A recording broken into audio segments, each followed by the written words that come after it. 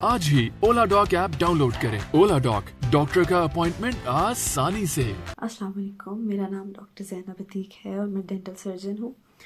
आज मैं आपके साथ एक बहुत ही बेसिक प्रॉब्लम डिस्कस करने आई हूँ। उसमें ये है कि दांत का दर्द हमें क्यों होता है, ऐसी क्या वजूहात हैं जिसकी वजह से हमारे किसी भी दांत में किसी भी वक्त अचानक दर्द शुरू हो जाती है, या फिर ऐसी सिचुएशन होती है कि हमें काफ़ी अरसे से एक डल सी pain throughout months, throughout weeks रहती है और वो आहिस्ता आहिस्ता पक्की हो जाती है और वो फिर आपको फ़ौरन डेंटिस्ट के पास जाना पड़ता है। हमारे जो दांत होते हैं उसकी जो सबसे आउटर मोस्ट लेयर होती है वो हड्डियों से भी ज़्यादा सख्त होती है।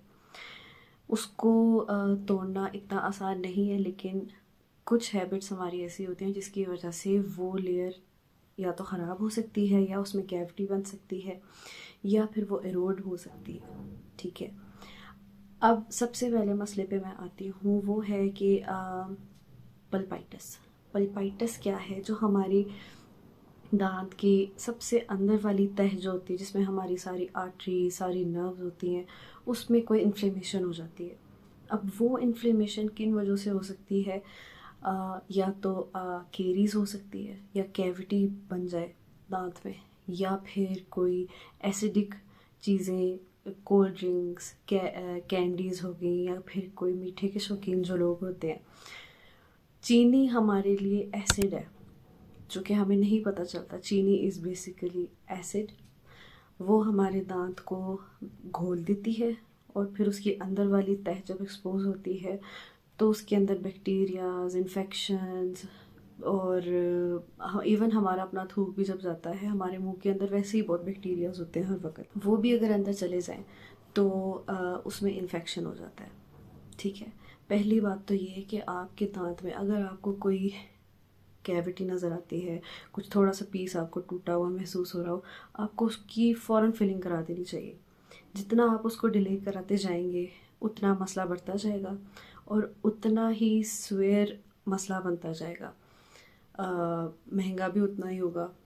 तो अगर आप दांत अपना बचाना चाहते हैं तो शुरू में ही जो छोटे छोटे पॉइंट्स हैं जो मैं आपको अभी बताऊंगी, उनको आपने नोटिस करना है और आपने फ़ौरन डेंटिस्ट के पास चले जाना है, इससे पहले कि दांत बिल्कुल ही ख़त्म हो जाए और पूरा जड़ से निकालना पड़े। सबसे पहले आता है गम रिसेशन। गम रिसेशन में क्या होता है कि जो हमारी उम्र के साथ साथ जो हमारी मसूड़े होते हैं वो दांत छोड़ते रहते हैं।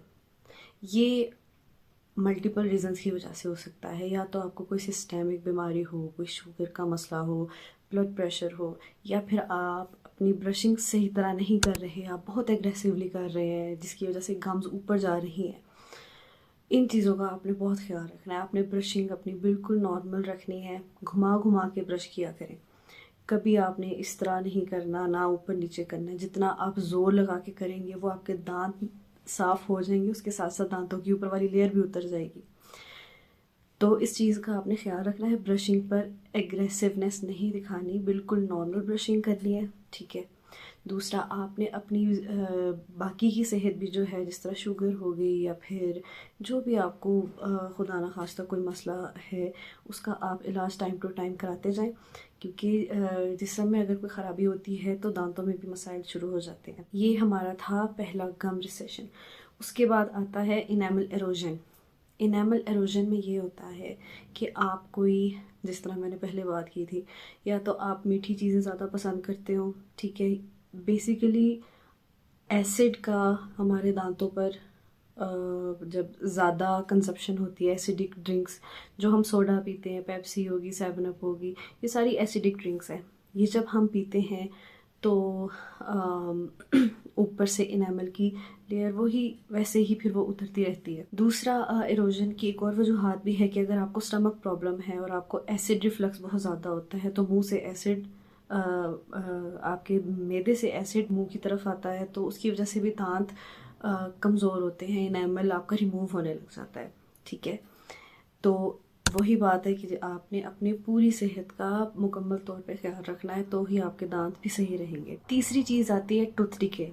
टूथ डिके में मोस्टली ये स्लो प्रोसीजर होता है। टूथ डिके में आप कोई भी मतलब खाना पीना करें, मोस्टली शुगरी डाइट्स आपकी हैं, और आप ब्रशिंग नहीं कर रहे और आप अपने दांतों पे नहीं ध्यान दे रहे, तो काला स्पॉट बनता है।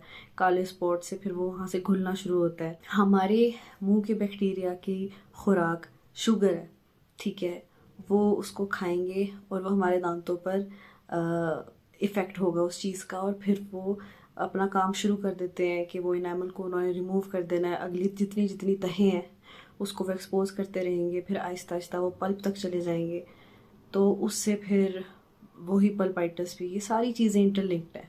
पल्पाइटिस और मतलब पहले कैविटी बनेगी, फिर आहिस्ता आहिस्ता जाके पल्पाइटिस होगा, फिर वो पल्पाइटिस की भी मैं आपको टाइप्स आगे जाके बताऊंगी। उसके अलावा आप जो चौथी चीज़ है वो हमारा गम इन्फेक्शन। गम इन्फेक्शन अक्सर लोगों को पता ही नहीं चलता, पर उनको गम इन्फेक्शन हुआ हुआ होता है। उसकी मेन वजूहात शुगर, ठीक है, या तो आपकी शुगर अनकंट्रोल्ड है, आप ड्यूरिंग प्रेगनेंसी लोगों को हो जाती है, जिंजवाइटिस हम इसको कहते हैं। इसमें गम्स हमारी टोटली इन्फ्लेम्ड हो जाती हैं, मोस्टली हमारी सिस्टेमिक डिजीज़ की वजह से ही इसका मेन मसला होता है। या फिर आपकी मुंह की ओरल हाइजीन जो है वो बिल्कुल ही आप नहीं ख्याल रखते, तो फिर तब भी हो सकती है ये जिंजवाइटिस।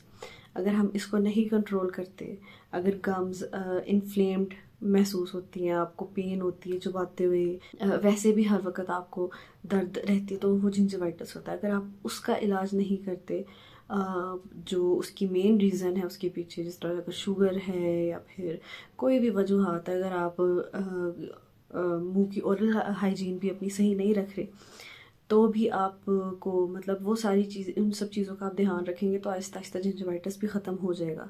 दूसरा, अगर आप ब्रशिंग भी बहुत एग्रेसिवली कर रहे हैं गम्स के ऊपर, उसकी वजह से भी लोकलाइज जिंजवाइटिस शुरू हो जाता है।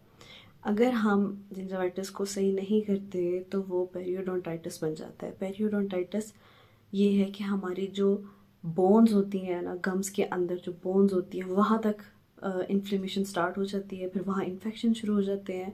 अब हमारे जो दांत हैं वो एक बोन के सॉकेट के अंदर है, तो अगर हम वो बोन वीक होगी या फिर इन्फेक्शन हुआ हुआ होगा, तो फिर वो दांत को नहीं होल्ड कर सकेगा और फिर दांत भी हिलने लग जाते हैं। तो इसीलिए हमने जिंजवाइटिस से लाजमी बचना है। उसके बाद आते हैं हम क्रैक टूथ पे। क्रैक टूथ में ये होता है कि किसी ने अखरोट चबा लिया, किसी ने कोई हार्ड कैंडी थी, उसको उस पर बाइट किया ज़ोर से, तो वो अचानक से एक क्रैक आता है। वो हमें पता नहीं चलता, लेकिन ना वो एक क्रैक होता है, हमें लगता है कि नहीं ये नॉर्मल है, जस्ट एक कैंडी टूटी है, पर वो क्रैक होता है और वो पूरे दांत को वो 2 हिस्सों में डिवाइड कर देता है। तो इसकी वजह से भी बहुत स्वेयर पेन होती है, तो वो भी आपको इंस्टेंटली फिर जाना पड़ता है कि हम किसी तरह डेंटिस्ट के पास चले जाएं जी। उसके बाद आता है साइनस इन्फेक्शन। साइनस इन्फेक्शन सोजिश, जिस तरह कभी नज़ला ज़ुकाम होता है, सोजिश होती है, तो हमारे जो इधर साइनसेस होते हैं ना, मैक्सिलरी साइनस होते हैं, मैक्सिला बोन होती है हमारी जो ऊपर वाले दांतों की रूट्स होती हैं ना, वो उस साइनस के बहुत करीब होती हैं। तो जब उधर प्रेशर आता है इन्फेक्शन की वजह से, तो वो रूट पर इफ़ेक्ट करता है, तो फिर हमारे दांतों में उसकी वजह से भी दर्द शुरू हो सकती है। तो आपको कभी नज़ला ज़ुकाम हो तो आप अपने फिजिशियन के पास जाएं, उसका भी इलाज कराएं, सोजिश का, जिस तरह आपको आपके फिजिशियन रिकमेंड करते हैं। तो एक तो ये हो गया साइनस, ठीक है। उसके बाद आते हैं हम ग्राइंडिंग और क्लेंचिंग।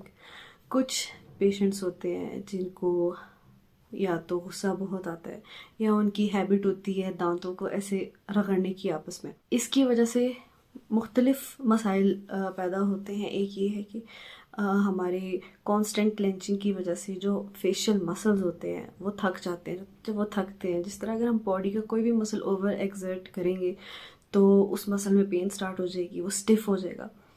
वैसे ही हमारे फेशियल मसल्स भी होते हैं, जितना हम ज़्यादा क्लेंच करेंगे तो मसल्स थक जाते हैं बहुत, उनमें फिर पेन स्टार्ट हो जाती है। फिर वो पक्की पेन रहती है, क्योंकि ये एक हैबिट होती है। वो हैबिट पता नहीं कितने अरसे से कर रहे होते हैं, हमें पता तो अभी चल रहा होता है, पर वो काफ़ी अरसे से ये क्लेंचिंग कर रहे होते हैं, या उनको गुस्सा आता है तो उसकी वजह से एक तो हमारे मसल्स में मसला होता है, दूसरा जब दांत आपस में रगड़ते हैं तो उनकी ऊपर वाली लेयर उतर जाती है और फिर उनको वहाँ से सेंसिटिविटी शुरू हो जाती है और पेन स्टार्ट हो जाती है अगले वाले दांतों में, जो भी दांत रगड़े गए हैं ना, तो वो उनके मोस्टली सारे दांतों में ही उनको पेन रहती है। इस चीज़ का इलाज ये है कि पहले तो अपनी हैबिट किसी तरह बदली जाए, गुस्सा कम किया जाए।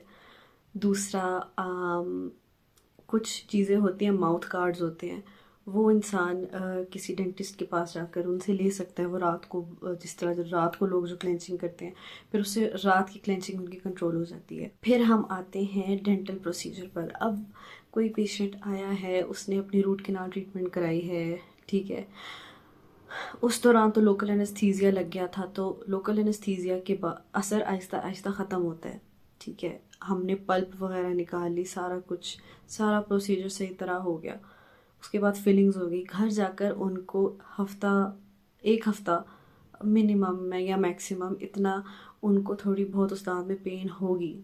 ये बिल्कुल नॉर्मल है। इससे आप लोगों ने बिल्कुल कभी परेशान नहीं हुआ करना कि हमने प्रोसीजर कराया था, हमें पेन स्टार्ट हो गई है।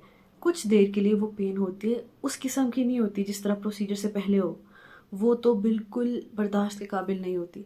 लेकिन प्रोसीजर के बाद थोड़ा, क्योंकि एक टिश्यू है, हमने उसको उसमें से एक टिश्यू रिमूव की है, कुछ थोड़ी मूवमेंट हुई है टूथ की, कुछ मतलब उसके ऊपर फिलिंग्स वगैरह भी की हैं, तो फिर एक इन्वायरमेंट में सेटल होने के लिए जो फिलिंग होती है, इट टेक सम टाइम।